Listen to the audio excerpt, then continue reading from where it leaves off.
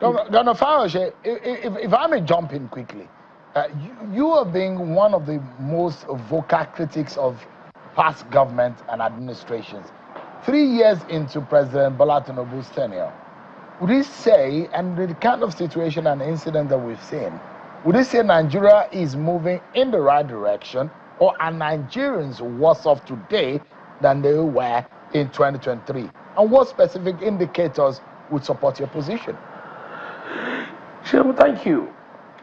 President Bola Ahmed Tinubu, to me, is not a perfect person, but he has given his best. Things were worse at the exit of President Buhari. And let me chip in, most people may not want to say, President himself may not want to say this. President Tinubu literally handed over government to himself by taking over from Buhari.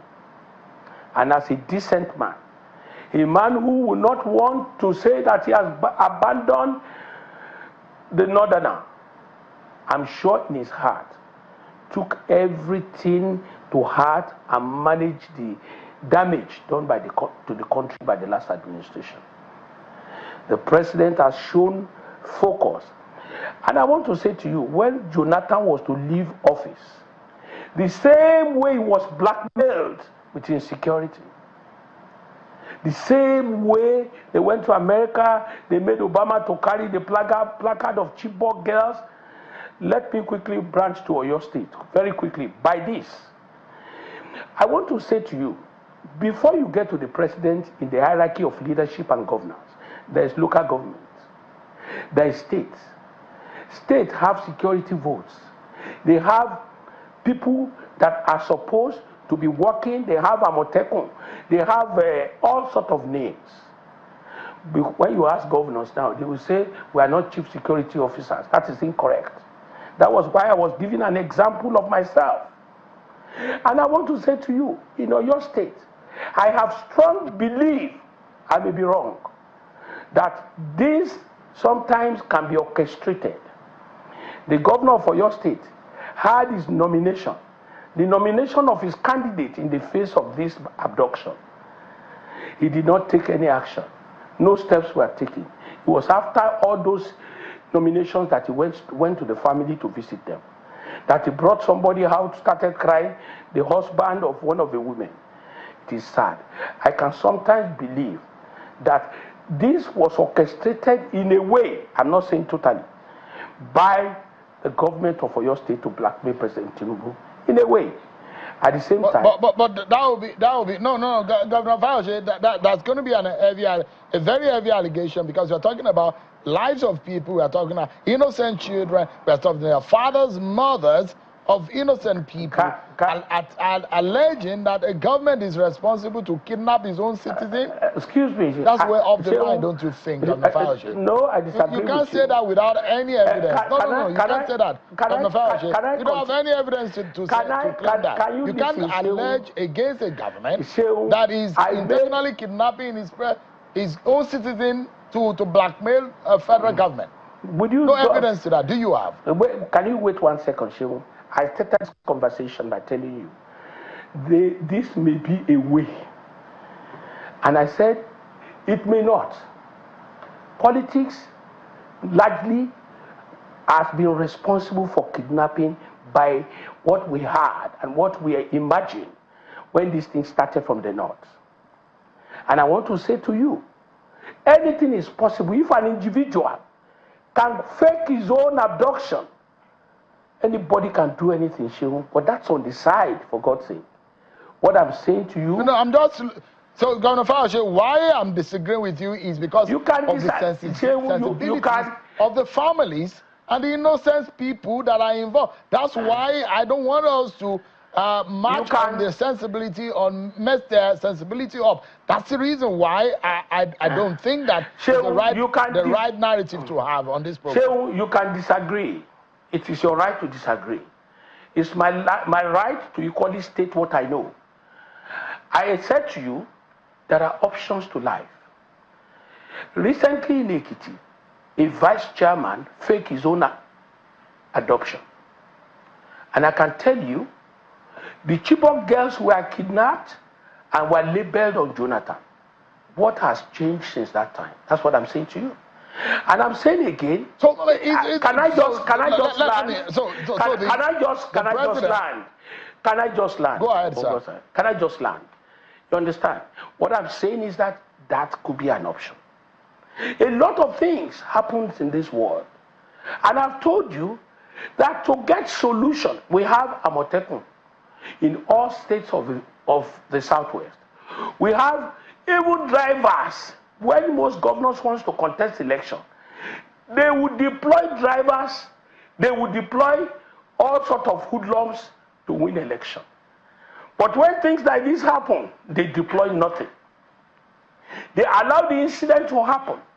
Federal government is in Abuja. Local government is here. State governor is here. What I'm telling you is that it is an option. The second option is this. The federal government today has a sizable number of the military men that are seated in the Northeast. Percentage that are in other space is about 30%. How can that cover the nation? The federal government cannot put policemen in every let me community. Quickly jump in. Quickly, because I have quite a few questions to ask you. In the face of what is going on, we're already approaching the election. We're in the election season in the country today. And you look at it, and those who say, if you say, okay, maybe someone framed up the Oyo situation. What about the situation in Kwara? What about the situation in part of the Northeast and Northwest region? But it brings to question, just for a moment, sir, it brings to the floor the question about the choices that is going to be before Nigerians. You have a Seyi Makinde, APM presidential candidate, Atiku Abubakar of the ADC, and of course Kachiku, Jumabi Kachiku is also there on one hand. You have a candidate like Peter Obi and Kwankwanso in the NDC. And these are going to be a very huge contest. Southwest is going to be a very hugely contested region of the country. And those who will say, Bola Tinubu's and APC's vote are going to be in trouble. Bola Tinubu is your very good friend. Do you see him having a pathway to victory in this election? Well, Seun, it's unfortunate that I couldn't address those security issues, but let me go to your question. Seun, nobody is contesting against Bola Ahmed Tinubu. You may not like to hear this. There is a difference between reality and noise in the social media. If the opposition, Atiku, Obi, Kwankwanso, all of them were to be one party against Tinubu, I would say Tinubu will get a run for his money. Tinubu is like every Nigerian leader that I believe in. But let me tell you, the moment that they have NTC, or is it NTC or NDC, and they have ADC, initially they were saying Tinubu wants a one-party state. Now there are so many parties. They have destroyed their journey by themselves. You remember that when Obi contested, Atiku contested, Tinubu contested, because it's a major three-horse race. Tinubu had his way. And I'm telling you again, Tinubu will have his way with ease. There's an election coming up in the Southwest. You are asking whether you would not have issues in the Southwest. Let me analyze Southwest for you. I don't mind if you say, Fayose is lying. Very soon we'll see the result. In Ekiti, Tinubu will win landslide. I am there. I didn't hide it. I've told you that is where I am. I am not a member of the party. I care less. Go to Osun election for Tinubu, all parties, either Accordo, either APCO, either PDPO, they are going to work for Tinubu. You may not believe me, but you get the result very soon. Let's go quickly to Ondo State. No governorship election there. Tinubu, which vote will Makinde go and win in Ondo? You understand? It's not possible. Go to Oyo State, where Makinde himself comes from. Makinde is a theater man. He's playing to the gallery. He's playing to the gallery because he must find a way of escape when the end of his tenure comes. so that it does look like Makinde is giving you a nightmare, a sleepless night, Governor Fayose.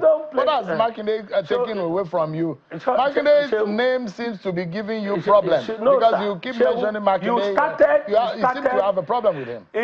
Governor Fayose, if I Before examining the flaws, you are being intellectual honesty requires acknowledging what Fayose got broadly correct. His point about the multi-layered architecture of security responsibility is constitutionally and practically sound. Security failures in Nigeria cannot be laid entirely at the feet of the federal government.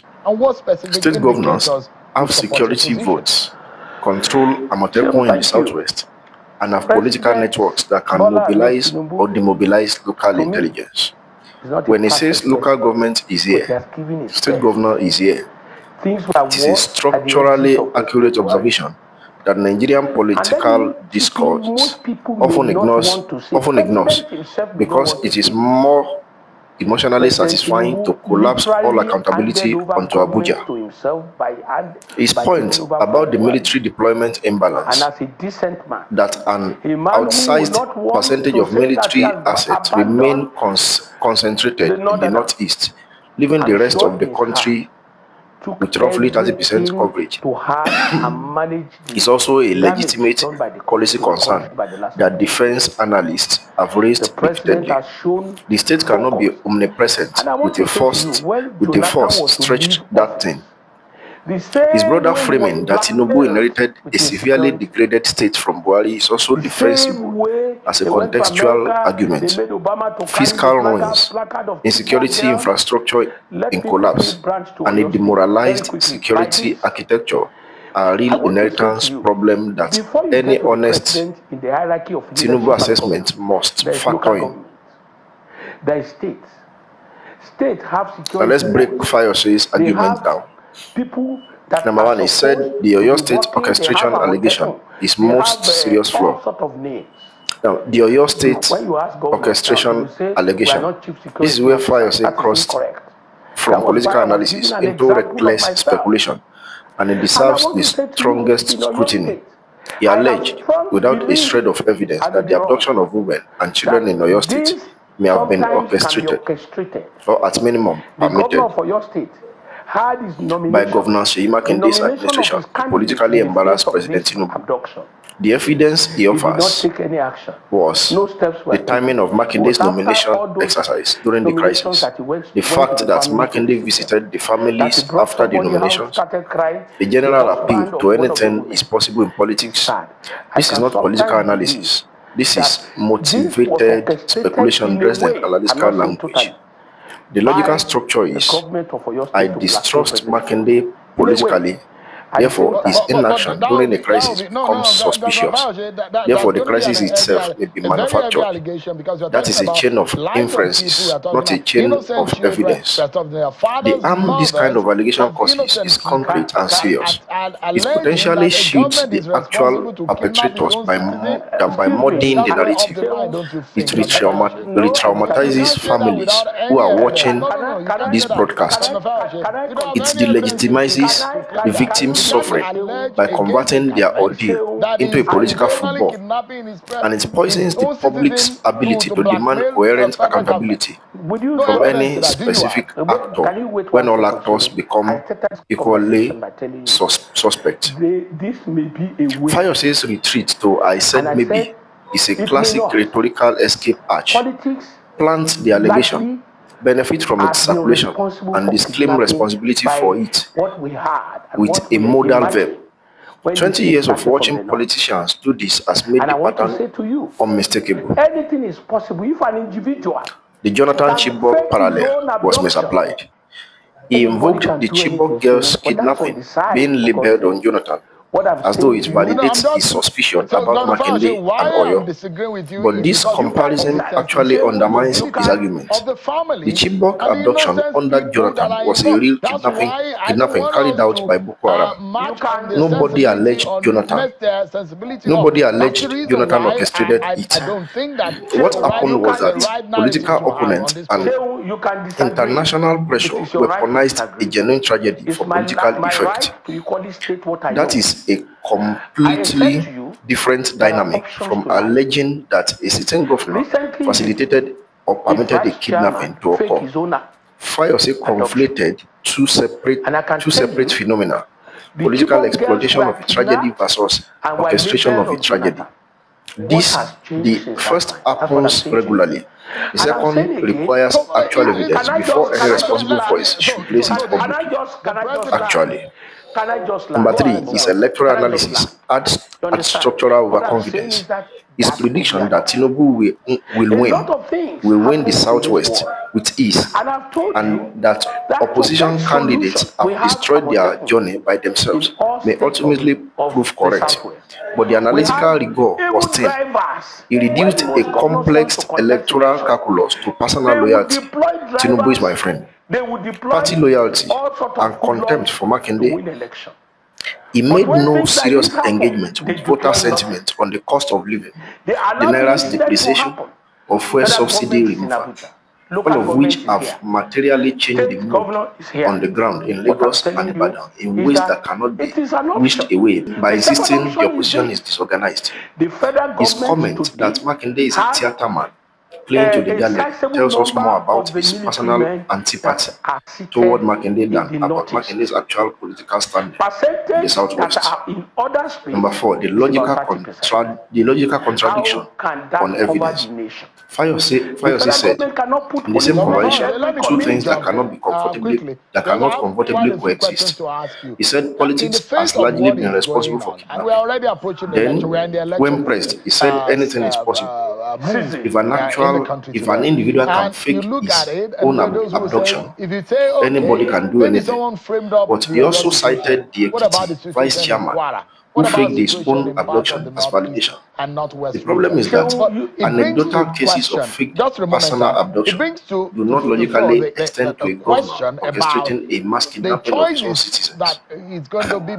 I wonder. The logical leap is enormous, and Fayose never breached it. Presidential candidate Atiku Abubakar of the Now, was Seun right to cut him off? Yes, and the reasons go beyond simple journalistic courtesy. Seun Okinbaloye's intervention was editorially necessary for three reasons. First, the families of the victims were in all likelihood watching or would watch that broadcast, allowing an unsubstantiated allegation that their suffering was stage managed by a governor to go unchallenged would have been a journalistic abdication.